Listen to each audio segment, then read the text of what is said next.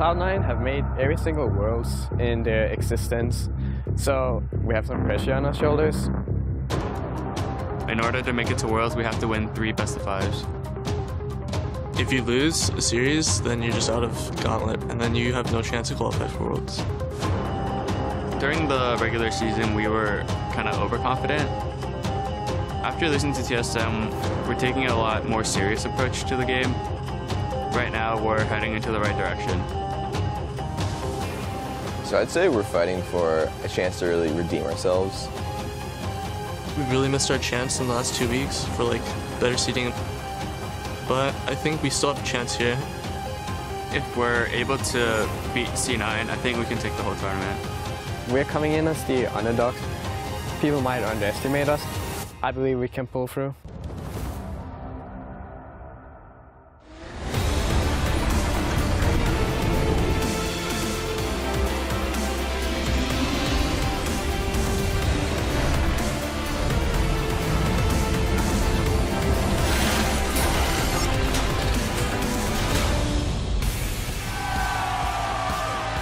Welcome to the 2015 North American Regional Qualifier. We'll be bringing you every minute of the action live from the Battle Arena here in Los Angeles, California. There's a lot of stuff on the line for both of these teams, and everybody's excited as the teams are warming up. Here you see Cloud9 entering the building, going up against Gravity today. Both teams today have got a long road ahead of them to secure that 3rd seed. Hello, everyone. I'm James Dash Patterson, and welcome to the Golden Age. Woo! Still coming down after their Madison Square Garden High are Joshua Jat Leesman and David Freak Turley, and we want to welcome our special guest analyst from Enemy Esports, Jonas Trashy Anderson. Gentlemen, good morning. How are we doing today?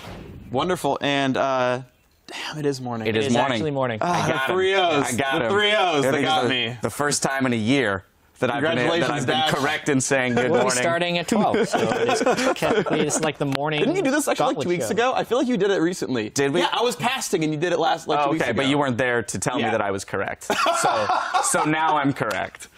And that feels great. Well, for the first time in the North American LCS, we have a #1 team that isn't named Cloud9 or TSM. Now, to honor our new North American champions, CLG, we're going to throw out a special question today on Twitter. Now that we've hit the Golden Age, send us your Golden Age artifacts. Share your favorite memes or pictures of how you're supporting the champs by tweeting at @LolEsports and use the hashtag Golden Age. We'll pick a few to feature a little bit later. Now, a quick programming note. Our games will begin as scheduled at noon Pacific time, which gives us time to talk about that finals. CLG were dominant in the postseason, turning in a perfect 6-0 playoff performance to claim the North American crown and took down their rivals TSM in the process. Now that you've had some time to digest that series, what are some of the takeaways, guys, that you have from there?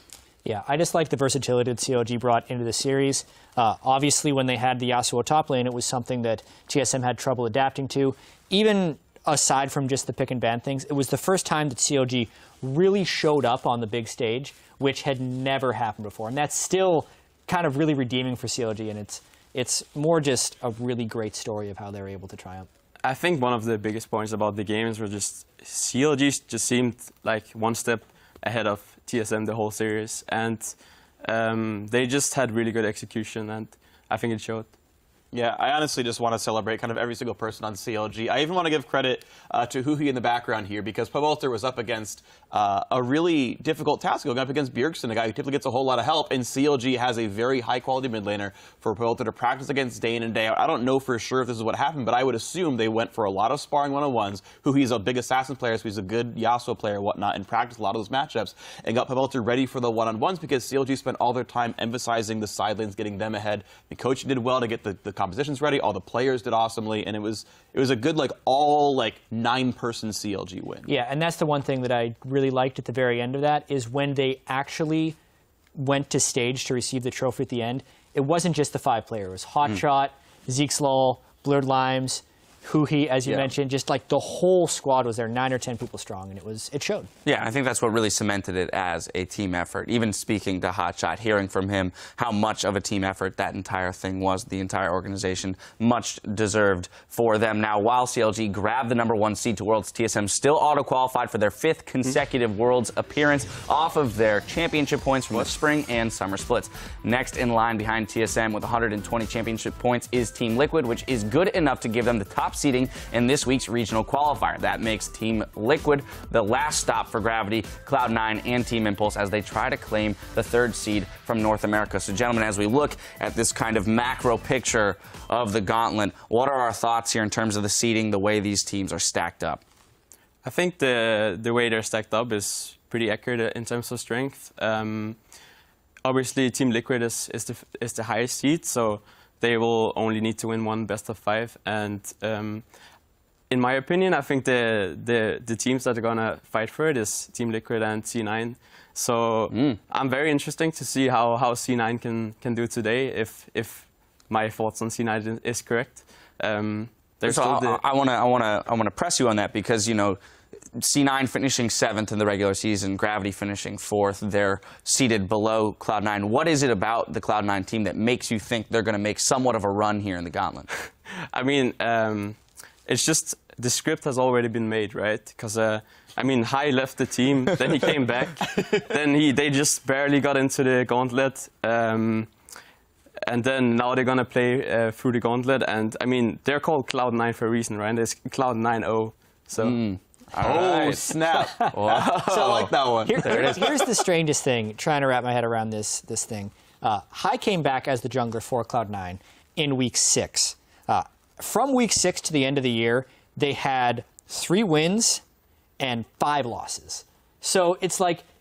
But at the same time, I still feel like they're strong because they beat TSM in the final game. They won the tiebreaker, which would technically give them a 4th win as well. And now they've had more time. It did seem like every game was an incremental improvement for those guys. And if you think of Hai's natural role as a shot caller, even if he's not as mechanically good, even in solo queue as a lot of the other junglers, you can still tell him being there, supporting Lemonation in the pick and ban phase, and all that working together makes them stronger. The results don't back it up at all. No. But it still feels like they're going to be... Well, even in the losses, though, a lot of those losses, and this points to the shot calling point that you're making, is that a lot of those losses did look closer. Yeah. And Cloud9 did not look like they were floundering in those losses. You know, a lot when we saw Meteos in the roster, we did seem to comment more often than not when they were on the back foot. They weren't making any kind of trade. They weren't putting pressure on the map and trying to make gains, you know, as opposed to what they were losing. Yeah, and it really does come down to, I think, individual contributors now, because I think we know C9 shot calling is good. Other teams have gotten better. I would say C9 compared to TSM and CLG and Liquid and everyone else, like that gap in shot calling skill has gotten much shorter. So it comes back again to individual contributors. You have teams like Liquid with amazing players all throughout the roster, teams like Impulse who are absolutely crazy in certain roles, and I want to see who steps up. Incarnation's had slow growth throughout time. He's been pretty good now. Balls used to be a big top lane carry. What's he doing now? Now that, you know, Riven's really big and Rumble's still really big and Rise is actually still seen, like, does he play carry still? Is he going to play Maokai every single game? And, you know, where does this strength come from on the team? And I'm curious to see, like, what C9 does to show up. I think a good point about Hai moving to the jungle and actually don't need to be mechanical, like, on point to win them games is that he actually has playmakers. Like, Incarnation will make plays, Sneaky will make plays. Honestly, what he just needs is to direct them in the right spots where they can make the plays. And then I think that's why I have a lot of faith in the C9, because I actually think that Hai can lead them in the right direction. I do want to go back to your point about the 9-0 Cloud9, regardless of whether or not it was a joke. Only because what it showcases is the fact that the 2 teams today, if they're going to qualify for Worlds, have to play 3 best-of-5 series over a very short period of time, right? And so let's talk about fatigue factor. Let's talk about the importance of the seeding when it comes to the number of games you might have to play. I think if you consider all factors, I think it actually slightly favors C9 and Gravity because while fatigue is a factor, we haven't seen, and okay, it's still 5-14, so the game hasn't like massively changed. These guys have been in the dark for a very long time. Impulse just played a bunch of series. Liquid just played a bunch of series. There's a lot of film in these guys, a lot of tape in these guys, and they have to turn around within 7 days and then play the rest of their gauntlet matches. Whereas these guys, C9 and Gravity, have had time to prep their strategies. They know all their opponents coming out, and pivoting, you know, these guys are going to finish their matches at like 3 p.m. today or 5 p.m. today, and then you're playing at noon tomorrow. That's not a lot of time for Impulse to pivot and get ready for the next opponent. So there is a little bit of precedence as well as a team that's a low seed in a regional qualifier like this actually making it to Worlds. This is the first year we've done this structure of regional qualifier in both Europe and North America. But last year for Korea, Najin White Shield basically ran the whole gauntlet and beat everybody in back-to-back days. So it's definitely not an impossible task because we've seen it before. And there is a certain element of just getting hot and staying on that streak since the games are so close to each other. That's true. You can roll that momentum from series to series. You speak of Worlds. We're getting a better picture of who our North American teams will face once Worlds kicks off. Earlier today, we got our first team to come out of the international wildcard, the Bangkok Titans. Then in the European LCS Season 1 world champions, Fnatic grabbed the #1 seed, followed by H2K Gaming. From China's LPL, LGD Gaming has a hold of the #1 seed. Season 3 world champions, SK Telecom, are a lock to represent Korea's LCK, along with the #2 Ku Tigers. And from the LMS, we have AHQ Esports Club along with the Flash Wolves. Guys, we're already seeing some perennial powerhouses lock in their spots. So who do we think are the teams to watch here going into Worlds? Honestly, a lot of them. Like, I'm actually really more excited for this World Championship than any of the other ones before. I really feel like, I mean, we have obviously the very big storyline, China versus Korea. We finally saw China beat Korea at MSI, so now, okay, that's a really strong region now. So we have, there's no like Samsung Light, okay, it's probably them, or SKT, it's probably them. There's like real like easy like 4 contenders for #1. I'm going to say first off. And then I also think that the Western teams have gotten a lot better as well. I'm excited for CLG. I'm excited for Fnatic, Origin, who I think will go through Gauntlet, H2K. Like, there's a lot of really good teams out here. And so I think we're going to have a really interesting World Championship. Groups are going to be crazy. Quarters are going to be crazy, and it gets better from there. Well, we heard Deficio talk about it over in Europe. He thinks that the LPL, the Chinese region, definitely is the strongest, at least in terms of depth. Teams that could compete for the #1 seed. Do you, Jat, feel the same way? I think from top to bottom, the Chinese teams, like the 3 teams that are going to go from China, collectively will probably be the strongest 3 teams at the World Championship. But with that being said, the team to watch for me is SK Telecom. They're already a world champion from Season 3. They have returning players, especially in Faker, and they have never looked, to me, as dominant as they have in the Korean League this year. They had that incredibly long best-of-3 winning streak. They just 3-0'd the finals when a lot of people were thinking that the KT Rolster team was going to be able to take them down, and they just shut them completely out last night. So I think the experience, as well as the hype and the fact that they have kind of the Korean pride all resting on them, makes them probably the biggest story coming into Worlds for me. I think for me, since I had some former teammates actually qualifying for Worlds, I used to play on team with Fibivin and some of the guys from H2K. So personally, I just want to see how they do. And then for the first time, we're supposed to have a competitive team from the EU, and hopefully CLG will also show up. So for me, it will always see like how well these teams like CLG, TSM, Fnatic will do against the teams from the other region. Well, without a doubt, Worlds, as you mentioned, Freaky, is shaping up. Do you have something to add? Yeah, one thing that's exciting to me, as you're mentioning you want to track the European teams, I don't think expectations have ever been lower for the North American teams. That's true. I'm waiting to see them break those expectations. Last year, there were 2 North American teams that made it out of group stage. And I don't think they've gotten much worse, but expectations are that no one's going to make it out. So what's the worst that could happen? They meet expectations. There you go. All right, we're shooting for the stars, gentlemen. NA, here we come. I mean, for the first time, CLG actually showed up for playoffs, so I mean, that is very true. Why are they not just going to win Worlds, right? Yeah, I actually put myself on record a couple days ago and said I think there's going to be 2 Western teams in the top 4. So that's a lofty prediction. I'm really hopeful personally. Can I push you a step further and ask which 2?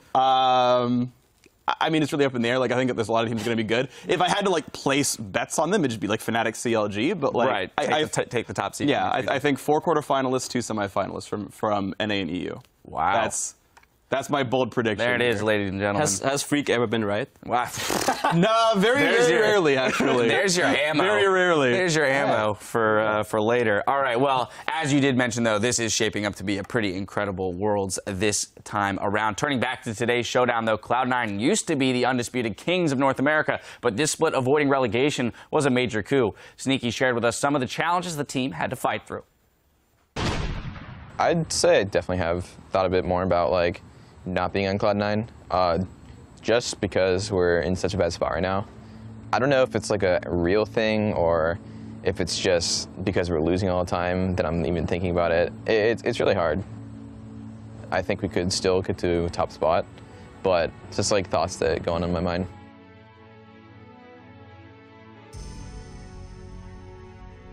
The old C9 where we came in, summer split, 2013, season 3, we were a pretty amazing team. I don't know how we did it, honestly. We kind of just came together as friends, went up to a house together, played a month before, practiced together, just won every game somehow. I would say our strengths as a team We're just being really strong team players, all on the same page at all points. I would say we felt pretty indestructible right after we won the playoffs for the summer split, Season 3. We hadn't dropped the game at playoffs at all. We were going into Worlds with the bye. We felt pretty unstoppable there. Cloud9 does not drop a single game in the playoffs. And look at that. They are a team that is the best team in North America. I can't really point to anything that's obviously different. Like, I know nowadays all of us have egos that have to conflict with each other. Like back in Korea, there was a lot of like arguments between Lemon and Medias and other just random personalities clashing all the time, which didn't happen when we first came on the scene because we understood how to play the game, but didn't really have any like results backing us. We never really had seen success before. So that may have been a big part of it, honestly. What we're lacking now is being on the same page on what we're trying to do. Things will be happening across the map where we're not actually having an advantage. Last week against Gravity, Jensen got jumped on mid, but we were thinking about making a play, so Jensen was far up for that reason. And they had Shen ult up, they had TP, and then Ball CPs in, and both of them die. Keen flash. Incarnation just got that kill. They want to soak that money back up. He actually may get out of this. No! The hit from Keen finally lands, taking out Incarnation. The fight is well onto Balls. He teleports right into the fight. So it's just like a play that we knew wasn't actually good to go for. We just go for anyways. It's just like a lack of focus. I'd say the biggest struggle for me personally is just trying to make the team atmosphere like as good as it can possibly be. I know sometimes I can participate in it being bad or even being good. So as long as I can like pump it up to make it sure it's going to be good all the time, then I think that's the best I can really hope for. I know they have to be a unit as a whole, and even I have to be a part of that. Every day I still enjoy it. I want to play as much as possible. I think it would be pretty rewarding to get together with this team and really bring ourselves back to the top. Since we've been together for so long, even if it's just 4 of us, maybe 5 of us, maybe bring Medios back, high mid, I don't know. It would be really rewarding if we got back up there with that team. I don't know if it'd be similar if I joined a different team. I honestly don't know, but we've been around for so long with each other that it would feel really great to get back to the top with this one. You know, an interesting case study in psychology, really. A team that qualifies, does incredibly well, as Sneaky pointed out, egos grow, then have to interact. And then as the team begins to perform less well, how do those egos deal with determining what are the factors in doing poorly? I mean, we've seen cases of that. XDG went to Worlds, like, as, what, number 3 seed out of NA, like, 2 seasons ago. They, like, beat Fnatic in their very first game at Worlds. They brought Gambit really close. They brought the old Samsung White really, really close. And then they got relegated the very next split after going to Worlds. And C9 was a tiebreak away from doing the exact same thing practically. Well, another split later, but still. Yeah, and it's, you've got to learn how to recollect the teams, especially if you're not used to losing. You're not used to picking apart flaws and fixing them again. Right. Yeah, there's a lot less to decipher. You know, it kind of points back to our point earlier about, you know, momentum going through this series. You know, if they do win this first series, do we think that you know, kind of that positive, that upward motion is going to be more of a boon to Cloud9, a team that was struggling and is doing better than any of the other teams in the gauntlet? Not necessarily. I think C9 is always on the upswing. Like they already like got together and started playing with High again. So I think just the change of High was that like upswing they needed. So obviously in such a like close weekend where they play the game so fast, momentum is going to be a huge thing. So I think that's why I kind of have a favor for C9. I think they're going to win today, and if they win today, they're going to carry it through. They can carry it through, yeah. Yeah, and I think it's kind of nice that we had this feature on Sneaky to show right here, because I do think it's going to be a fairly AD carry focused series. I'm really wondering if Lulu's going to have the same priority here in North America that it has had in both the LPL finals as well as the LCK finals, and also whether Sneaky or Altec are going to be willing to play Kog'Maw, because pairing those two together on AD carries as skilled as Sneaky or Altec could very well decide the series. One good point about the AD carries is that the AD carry role is so flexible right now. We still see some Sivir play, we still see Kalista high priority, But on the other hand, we see in Korea more rise of Ash, which I know is a sneaky favorite. I would love to see Ash today.